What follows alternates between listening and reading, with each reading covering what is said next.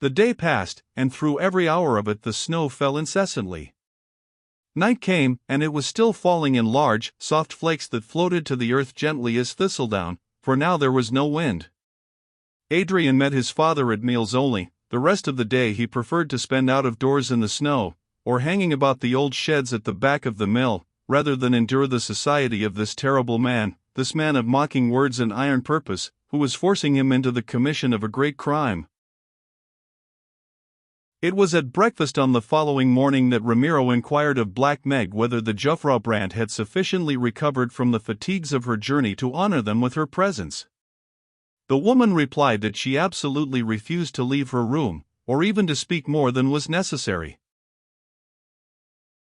"Then," said Ramiro, "as it is important that I should have a few words with her, be so good as to tell the young lady, with my homage, that I will do myself the honor of waiting on her in the course of the forenoon."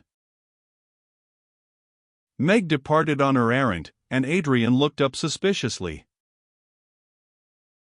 "Calm yourself, young friend," said his father. "Although the interview will be private, you have really no cause for jealousy. At present, remember, I am but the second string in the bowcase, the understudy who has learnt the part, a humble position, but one which may prove useful." At all of which jibes Adrian winced. But he did not reply, for by now he had learned that he was no match for his father's bitter wit. Elsa received the message as she received everything else, in silence.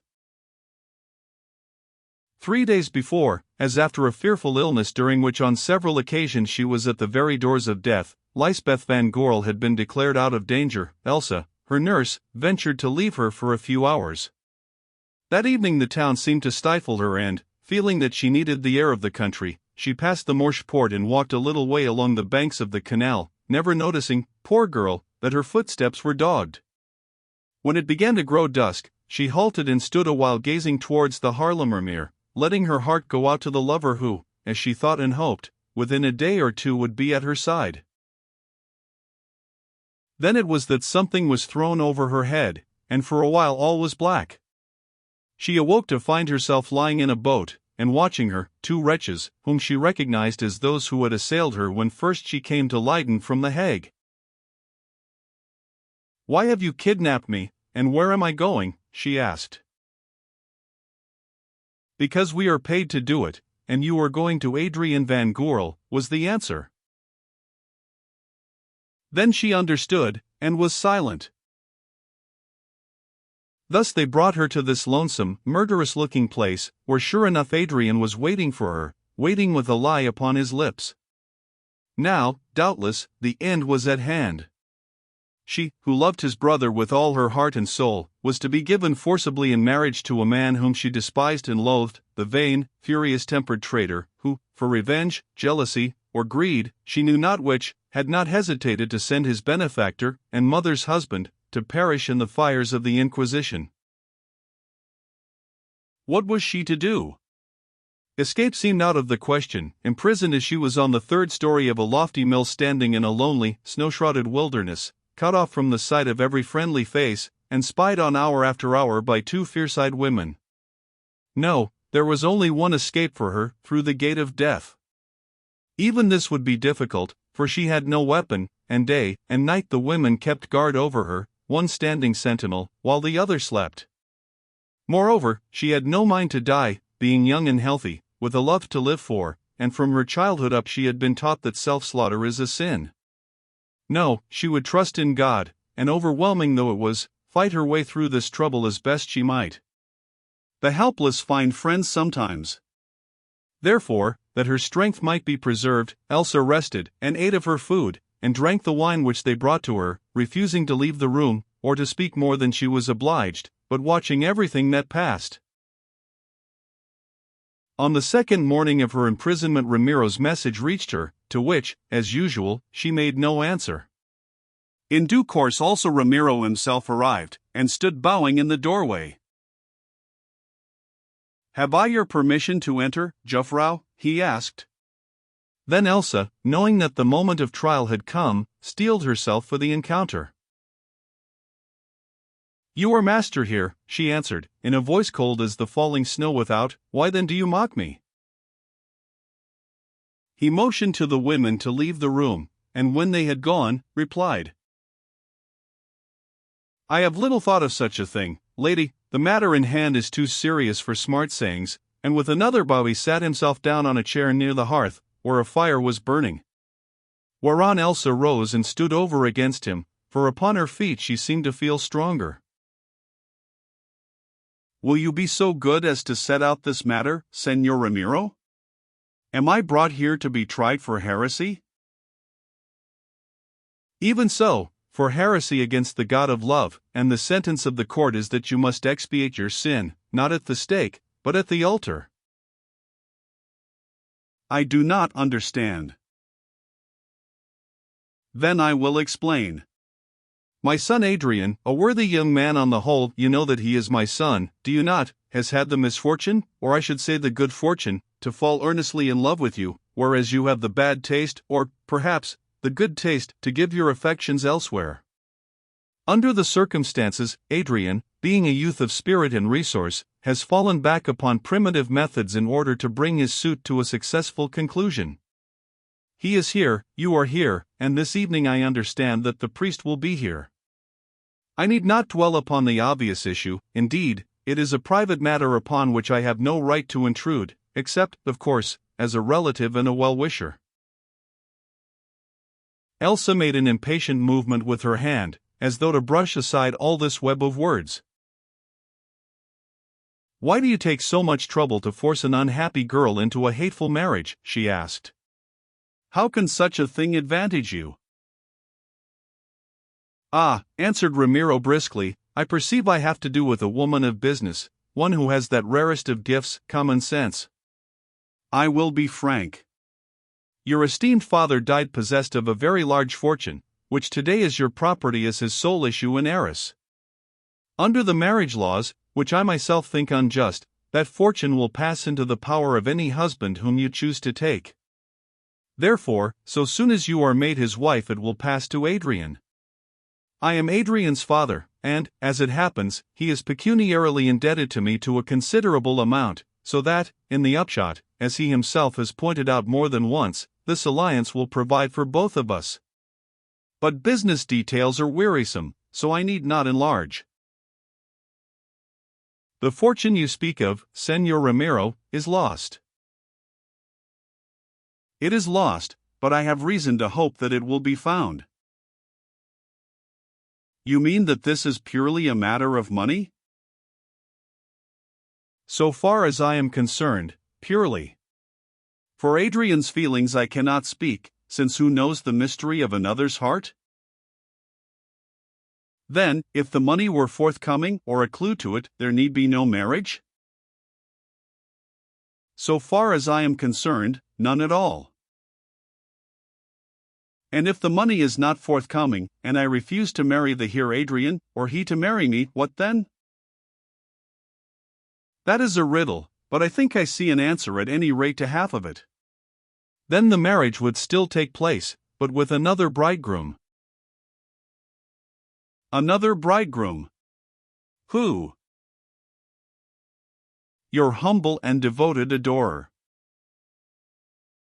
Elsa shuddered and recoiled a step. Ah, he said, I should not have bowed. You saw my white hairs, to the young a hateful sight. Elsa's indignation rose, and she answered. It is not your white hair that I shrink from, Señor, which in some would be a crown of honor, but in my case suggests to you other reflections. Be gentle and spare me them. In a world of rough actions, what need to emphasize them with rough words? For a few minutes there was silence, which Ramiro, glancing out of the lattice, broke by remarking that the snowfall was extraordinarily heavy for the time of year. Then followed another silence. I understood you just now, dear lady, to make some sort of suggestion which might lead to an arrangement satisfactory to both of us. The exact locality of this wealth is at present obscure. You mentioned some clue. Are you in a position to furnish such a clue? If I am in a position, what then? Then, perhaps, after a few days' visit to an interesting, but little explored part of Holland, you might return to your friends as you left them, in short, as a single woman. A struggle shook Elsa, and do what she would, some trace of it appeared in her face.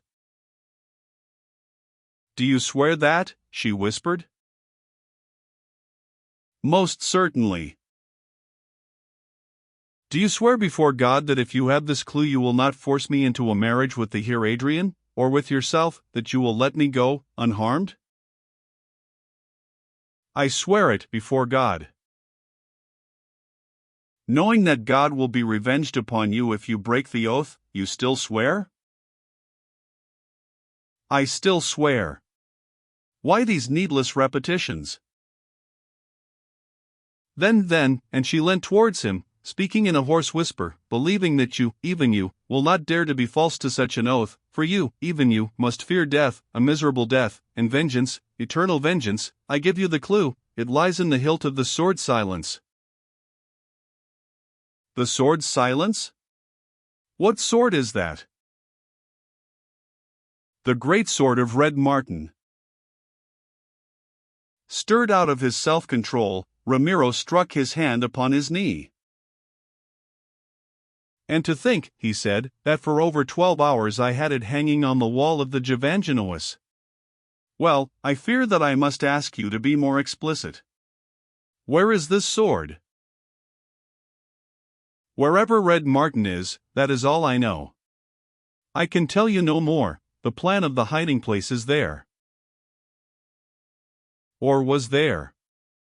Well, I believe you, but to win a secret from the hilt of the sword of the man who broke his way out of the torture chamber of the Javangenois is a labor that would have been not unworthy of Hercules. First, Red Martin must be found, then his sword must be taken, which, I think, will cost men their lives. Dear lady, I am obliged for your information, but I fear that the marriage must still go through. You swore, she gasped, you swore before God. Quite so, and I shall leave the power you refer to manage the matter. Doubtless he can attend to his own affairs, I must attend to mine. I hope that about 7 o'clock this evening will suit you, by which time the priest and a bridegroom will be ready. Then Elsa broke down. Devil, she cried in the torment of her despair. To save my honor I have betrayed my father's trust, I have betrayed the secret for which Martin was ready to die by torment, and given him over to be hunted like a wild beast. Oh! God forgive me, and God help me. Doubtless, dear young lady, he will do the first, for your temptations were really considerable. I, who have more experience, outwitted you, that was all. Possibly, also, he may do the second, though many have uttered that cry unheard. For my own sake, I trust that he was sleeping when you uttered yours. But it is your affair and his, I leave it to be arranged between you. Till this evening, Jufvrouw, and he bowed himself from the room. But Elsa, shamed and broken-hearted, threw herself upon the bed and wept. At midday she arose, hearing upon the stair the step of the woman who brought her food, and to hide her tear-stained face went to the barred lattice and looked out. The scene was dismal indeed, for the wind had veered suddenly, the snow had ceased, and in place of it rain was falling with a steady persistence. When the woman had gone, Elsa washed her face, and although her appetite turned from it, ate of the food, knowing how necessary it was that she should keep her strength. Another hour passed, and there came a knock on the door. Elsa shuddered, for she thought that Ramiro had returned to torment her. Indeed, it was almost a relief when, instead of him, appeared his son. One glance at Adrian's nervous, shaken face, yes, and even the sound of his uncertain step brought hope to her heart. Her woman's instinct told her that now she had no longer to do with the merciless and terrible Ramiro, to whose eyes she was but a pretty pawn in a game that he must win, but with a young man who loved her, and whom she held, therefore, at a disadvantage, with one, moreover, who was harassed and ashamed, and upon whose conscience, therefore, she might work. She turned upon him, drawing herself up, and although she was short and Adrian was tall, of a sudden he felt as though she towered over him. "Your pleasure?" asked Elsa. In the old days Adrian would have answered with some magnificent compliment, or far-fetched simile lifted from the pages of romancers. In truth he had thought of several such while, like a half-starved dog seeking a home, he wandered round and round the millhouse in the snow. But he was now far beyond all rhetoric or gallantries. "My father wished," he began humbly, "I mean that I have come to speak to you about our marriage." Of a sudden Elsa's delicate features seemed to turn to ice, while, to his fancy at any rate, her brown eyes became fire. "Marriage," she said in a strange voice. "Oh! What an unutterable coward you must be to speak that word. Call what is proposed by any foul title which you will, but at least leave the holy name of marriage undefiled." "It is not my fault," he answered sullenly, but shrinking beneath her words. "You know, Elsa, that I wished to wed you honorably enough." "Yes," she broke in, "and because I would not listen, because you do not please me, and you could not win me as a man wins a maid, you laid a trap and kidnapped me, thinking to get by brute force that which my heart withheld." "Oh! In all the Netherlands lives there another such an abject as Adrian called Van Goorl, the base-born son of Ramiro the galley slave?" "I have told you that it is false," he replied furiously. "I had nothing to do with your capture. I knew nothing of it till I saw you here." Elsa laughed a very bitter laugh. "Spare your breath," she said, "for if you swore it before the face of the recording angel I would not believe you. Remember that you are the man who betrayed your brother and your benefactor, and then guess, if you can, what worth I put upon your words." In the bitterness of his heart Adrian groaned aloud, and from that groan Elsa, listening eagerly, gathered some kind of hope. "Surely," she went on, with a changed and softened manner, "surely you will not do this wickedness. The blood of Dirk van Goorl lies on your head, will you add mine to his? For be sure of this, I swear it by my Maker, that before I am indeed a wife to you I shall be dead, or mayhap you will be dead, or both of us. Do you understand?" "I understand, but..." "But what? Where is the use of this wickedness? For your soul's sake, refuse to have aught to do with such a sin." "But if so, my father will marry you." It was a chance arrow, but it went home, for of a sudden Elsa's strength and eloquence seemed to leave her. She ran to him with her hands clasped, she flung herself upon her knees. "Oh! Help me to escape," she moaned, "and I will bless you all my life." "It is impossible," he answered. "Escape from this guarded place, through those leagues of melting snow? I tell you that it is impossible." "Then," and her eyes grew wild, "then kill him and free me." "He is a devil, he is your evil genius, it would be a righteous deed." "Kill him and free me." "I should like to," answered Adrian. "I nearly did once, but, for my soul's sake, I can't put a sword through my own father, it is the most horrible of crimes." "When I confessed." "Then," she broke in, "if this farce, this infamy must be gone through, swear at least that you will treat it as such, that you will respect me." "It is a hard thing to ask of a husband who loves you more than any woman in the world," he answered, turning aside his head. "Remember," she went on, with another flash of defiant spirit, "that if you do not, you will soon love me better than any woman out of the world, or perhaps we shall both settle what lies between us before the judgment seat of God." "Will you swear?" He hesitated. "Oh!" She reflected, what if he should answer, "Rather than this I hand you over to Ramiro"? What if he should think of that argument? Happily for her, at the moment he did not. "Swear," she implored, "swear," clinging with her hands to the lappet of his coat and lifting to him her white and piteous face. I make it an offering in expiation of my sins, he groaned. You shall go free of me. Elsa uttered a sigh of relief. She put no faith whatever in Adrian's promises, but at the worst it would give her time. I thought that I should not appeal in vain. To so amusing and egregious a donkey, said Ramiro's mocking voice speaking from the gloom of the doorway, which now Elsa observed for the first time had swung open mysteriously.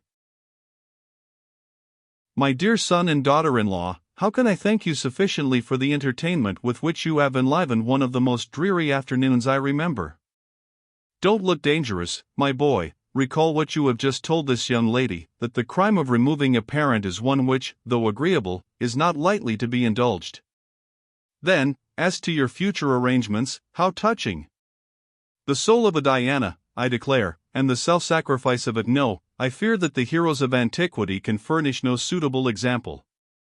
And now, adieu, I go to welcome the gentleman you both of you so eagerly expect. He went, and a minute later, without speaking, for the situation seemed beyond words, Adrian crept down the stairs after him, more miserable and crushed even than he had crept up them half an hour before. Another 2 hours went by. Elsa was in her apartment with Black Meg for company, who watched her as a cat watches a mouse in a trap. Adrian had taken refuge in the place where he slept above. It was a dreary, vacuous chamber, that once had held stones and other machinery of the mill now removed, the home of spiders and half-starved rats, that a lean black cat hunted continually. Across its ceiling ran great beams, whereof the interlacing ends, among which sharp draughts whistled, lost themselves in gloom, while, with an endless and exasperating sound, as of a knuckle upon a board, the water dripped from the leaky roof. In the round living chamber below, Ramiro was alone. No lamp had been lit, but the glow from the great turf fire played upon his face as he sat there, watching, waiting, and scheming in the chair of black oak. Presently a noise from without caught his quick ear, and calling to the serving woman to light the lamp, he went to the door, opened it, and saw a lantern floating towards him through the thick steam of falling rain. Another minute and the bearer of the lantern, Hague Simon, arrived, followed by 2 other men. Here he is, said Simon, nodding at the figure behind him, a short round figure wrapped in a thick frieze cloak, from which water ran. The other is the head boatman. Good, said Ramiro. Tell him and his companions to wait in the shed without, where liquor will be sent to them. They may be wanted later on. Then followed talk and oaths, and at length the man retreated grumbling. Enter, Father Thomas, said Ramiro. You have had a wet journey, I fear. Enter and give us your blessing. Before he answered, the priest threw off his dripping, hooded cape of Frisian cloth, revealing a coarse, wicked face, red and blear-eyed from intemperance. My blessing, he said in a raucous voice. Here it is, Señor Ramiro, or whatever you call yourself now. Curse you all for bringing out a holy priest upon one of your devil's errands in weather which is only fit for a bald-headed coot to travel through. There is going to be a flood. Already the water is running over the banks of the dam, and it gathers every moment as the snow melts. I tell you there is going to be such a flood as we have not seen for years. The more reason, Father, for getting through this little business quickly, but first you will wish for something to drink. Father Thomas nodded, and Ramiro, filling a small mug with brandy, gave it to him. He gulped it off. Another, he said. Don't be afraid. A chosen vessel should also be a seasoned vessel, at any rate this one is. Ah! That's better. Now then, what's the exact job? Ramiro took him apart and they talked together for a while. Very good, said the priest at length, I will take the risk and do it, for where heretics are concerned such things are not too closely inquired into nowadays. But first down with the money, no paper or promises, if you please. Ah! You churchmen, said Ramiro, with a faint smile, in things spiritual or temporal how much have we poor laity to learn of you? With a sigh he produced the required sum, then paused and added, No, with your leave we will see the papers first. You have them with you? Here they are, answered the priest, drawing some documents from his pocket. But they haven't been married yet. The rule is, marry first, then certify. Until the ceremony is actually performed, anything might happen, you know. Quite so, Father. Anything might happen either before or after, but still, with your leave, I think that in this case we may as well certify first. You might want to be getting away, and it will save so much trouble later. Will you be so kind as to write your certificate? Father Thomas hesitated, while Ramiro gently clinked the gold coins in his hand and murmured, I should be sorry to think, Father, that you had taken such a rough journey for nothing. What trick are you at now? Growled the priest. Well, after all it is a mere form. Give me the names. Ramiro gave them. Father Thomas scrawled them down, adding some words in his own signature, then said, There you are, that will hold good against anyone except the Pope. A mere form, repeated Ramiro, of course.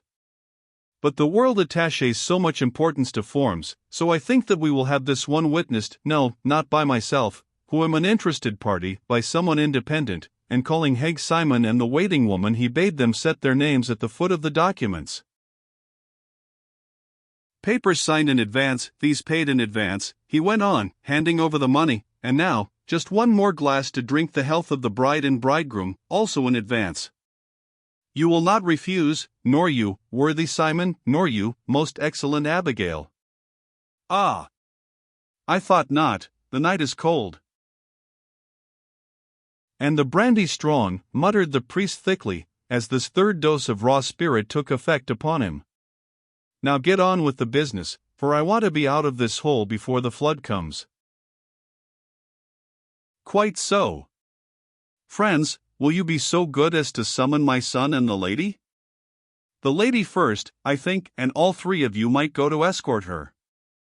Brides sometimes consider it right to feign a slight reluctance, you understand? On second thoughts, you need not trouble the Senor Adrian. I have a new words of antenuptial advice to offer, so I will go to him. A minute later father and son stood face to face. Adrian leaped up, he shook his fist, he raved and stormed at the cold, impassive man before him. You fool, you contemptible fool, said Ramiro when he had done. Heavens! To think that such a creature should have sprung from me, a human jackass only fit to bear the blows and burdens of others, to fill the field with empty brains, and wear himself out by kicking at the air. Oh! Don't twist up your face at me, for I am your master as well as your father, however much you may hate me. You are mine, body and soul, don't you understand, a bondslave, nothing more.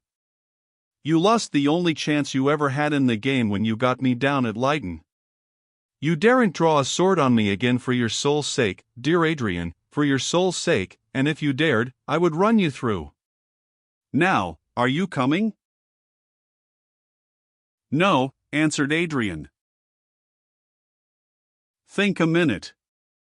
If you don't marry her I shall, and before she is half an hour older, also, and he leant forward and whispered into his son's ear. Oh! You devil, you devil! Adrian gasped, then he moved towards the door.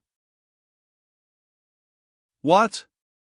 Changed your mind, have you, Mr. Weathercock? Well, it is the prerogative of all feminine natures, but your doublet is awry, and allow me to suggest that you should brush your hair. There, that's better, now, come on. No, you go first, if you please, I'd rather have you in front of me. When they reached the room below, the bride was already there.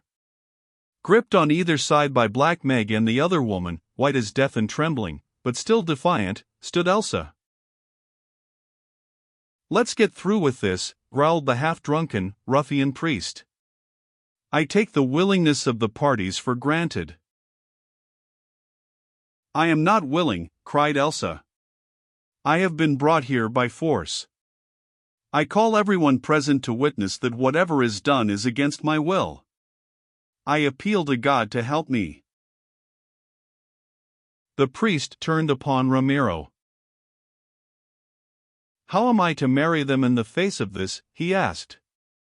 If only she were silent, it might be done. The difficulty has occurred to me, answered Ramiro. He made a sign, whereon Simon seized Elsa's wrists, and Black Meg, slipping behind her, deftly fastened a handkerchief over her mouth in such fashion that she was gagged, but could still breathe through the nostrils.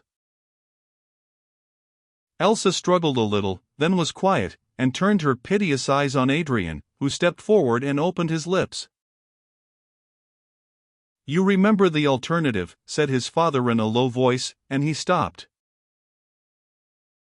I suppose, broke in Father Thomas, that we may at any rate reckon upon the consent, or at least upon the silence of the here bridegroom.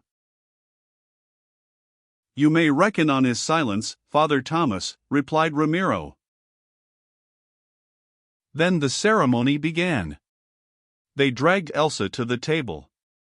Thrice she flung herself to the ground, and thrice they lifted her to her feet, but at length, weary of the weight of her body, suffered her to rest upon her knees, where she remained as though in prayer, gagged like some victim on the scaffold.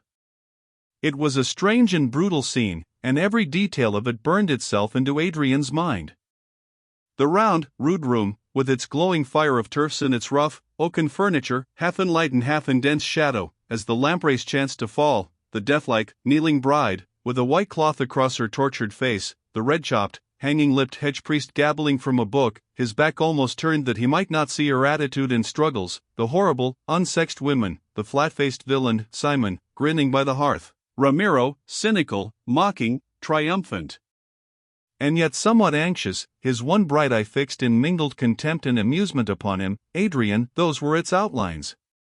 There was something else also that caught and oppressed his sense, a sound which at the time Adrian thought he heard in his head alone, a soft, heavy sound with a moan in it, not unlike that of the wind, which grew gradually to a dull roar. It was over. A ring had been forced onto Elsa's unwilling hand, and, until the thing was undone by some competent and authorized court, she was in name the wife of Adrian. The handkerchief was unbound, her hands were loosed, physically, Elsa was free again, but, in that day and land of outrage, tied, as the poor girl knew well, by a chain more terrible than any that hemp or steel could fashion. Congratulations! Senora, muttered Father Thomas, eyeing her nervously. I fear you felt a little faint during the service, but a sacrament. Cease your mockings, you false priest, cried Elsa. Oh!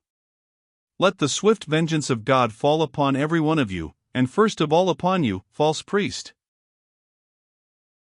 Drawing the ring from her finger, as she spoke she cast it down upon the oaken table, whence it sprang up to drop again and rattle itself to silence. Then with one tragic motion of despair, Elsa turned and fled back to her chamber. The red face of Father Thomas went white, and his yellow teeth chattered. A virgin's curse, he muttered, crossing himself. Misfortune always follows, and it is sometimes death, yes, by St. Thomas, death. And you brought me here to do this wickedness, you dog, you galley slave. Father, broke in Ramiro, you know I have warned you against it before at the Hague, sooner or later it always breaks up the nerves, and he nodded towards the flagon of spirits.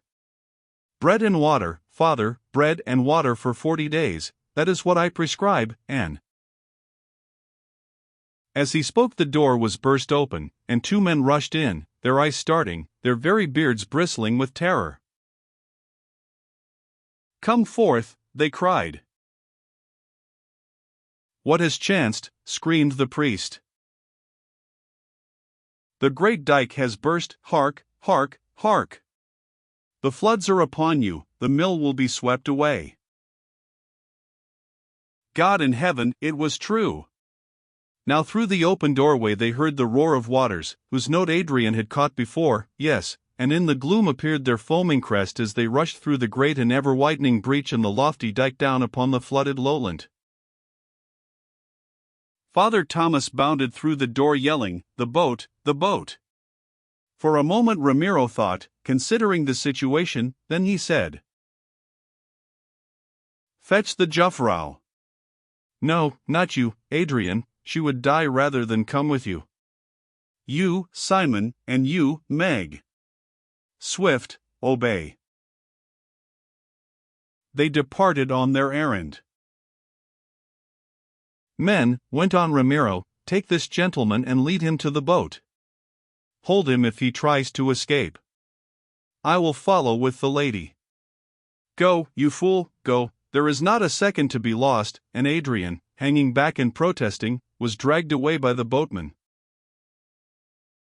Now Ramiro was alone, and though, as he had said, there was little time to spare, again for a few moments he thought deeply. His face flushed and went pale, then entered into it a great resolve. "I don't like doing it, for it is against my vow, but the chance is good. She is safely married, and at best she would be very troublesome hereafter, and might bring us to justice or to the galleys since others seek her wealth," he muttered with a shiver, adding, "As for the spies, we are well rid of them and their evidence." Then, with swift resolution, stepping to the door at the foot of the stairs, Ramiro shut it and shot the great iron bolt. He ran from the mill. The raised path was already 3 feet deep in water. He could scarcely make his way along it. Ah!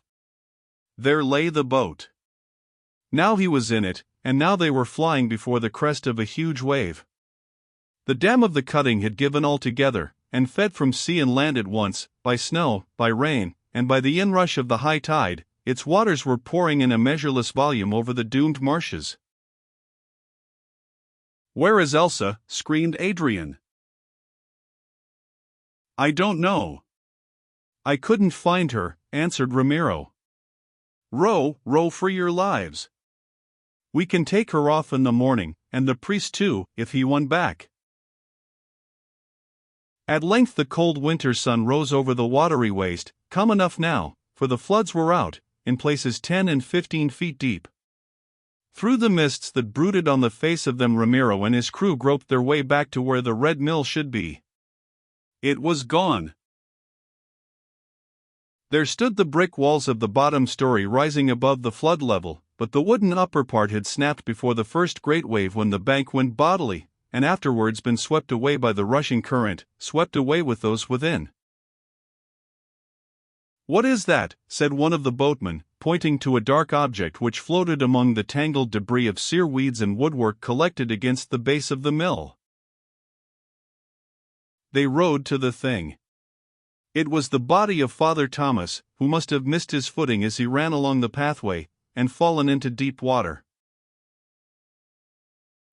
Said Ramiro, "a virgin's curse." Observe, friends, how the merest coincidences may give rise to superstition. Allow me, and, holding the dead man by one hand, he felt in his pockets with the other, till, with a smile of satisfaction, he found the purse containing the gold which he had paid him on the previous evening. "Oh! Elsa, Elsa," moaned Adrian. "Comfort yourself, my son," said Ramiro as the boat put about, leaving the dead Father Thomas bobbing up and down in the ripple. "You have indeed lost a wife whose temper gave you little prospect of happiness, but at least I have your marriage papers duly signed and witnessed, and you are her heir." He did not add that he in turn was Adrian's. But Adrian thought of it, and even in the midst of his shame and misery wondered with a shiver how long he who was Ramiro's next of kin was likely to adorn this world. Till he had something that was worth inheriting, perhaps.